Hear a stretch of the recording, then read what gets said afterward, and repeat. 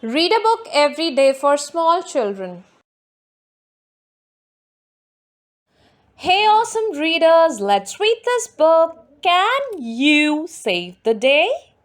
Written by Shannon Stoker and illustrated by Tom Disbury. The letter A sat by a frog and chatted with a duck and dog until the letter B swept by, a wicked twinkle in his eye. There are 5 vowels in your group, but 21 in our grand troop. I'm a more important letter. Consonants are so much better. Then, like that, A disappeared. That's when things got a little weird. Instead of bark, the dog said bark.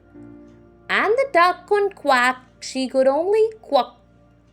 And the frog, poor thing, he couldn't croak, he could only croak.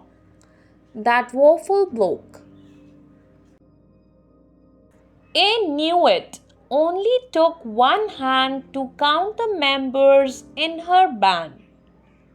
But consonants need all the toes and all the fingers plus a nose.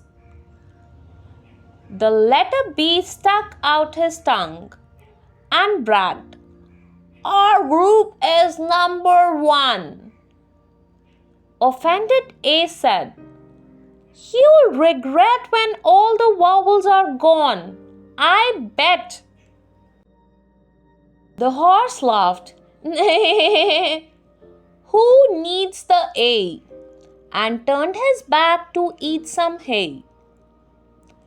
But then E said, "I'm going too. You're being rude. I don't like you." So E took off, things went awry, and all the horse could say was, "Nay, nay." The birds sang twat instead of tween, and the sheep just blucked instead of bleat. The cow cracked up beside the bunny. They thought it was all too funny, so they sat and watched the fun as A, E, I left one by one. Now mean old B just whooped and roared as see-through Z laughed in accord.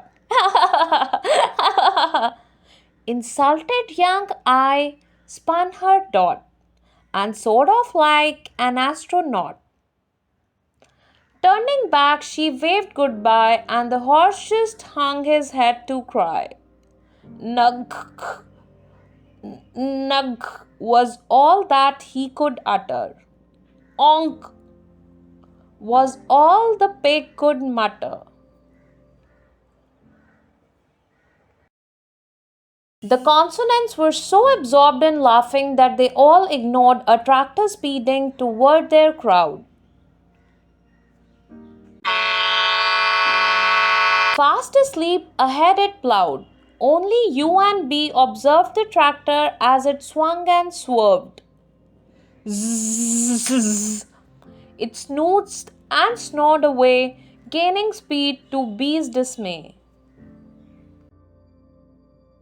"Stop!" B tried to shout in fear, but "stop" was all the world could hear. "Stop!" And when he tried to scream, "Watch out!" "Watch out!" was all that he could spout.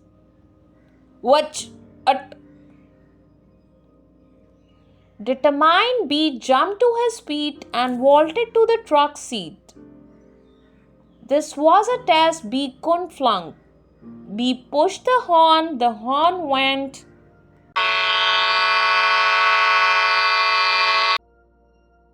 So no one heard, no one cared. B turned to you, a plea prepared. But vowel-less words wouldn't flow.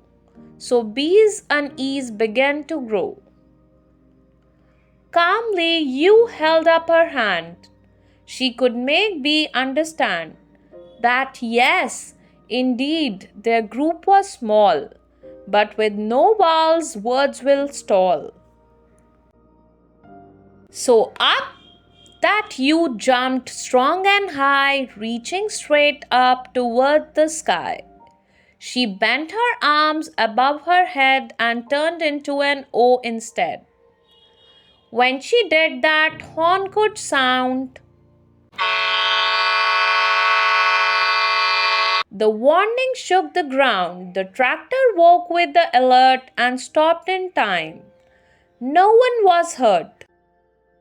You turned toward the consonants, nodded with some confidence, and off she marched to make things right and help the letters reunite.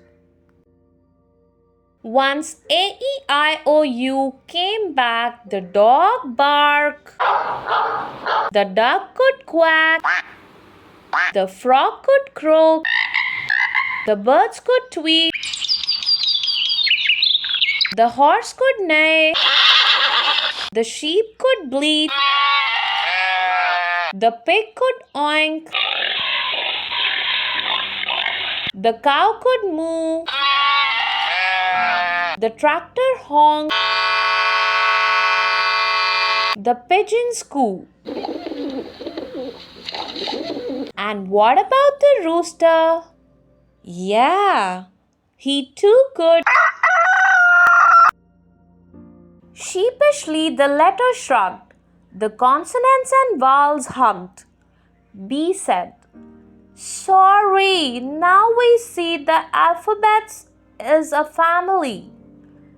Then a steady voice said, "Wait, I have one thing that I must state. At times I feel left out," said Y. "But you need me to say goodbye."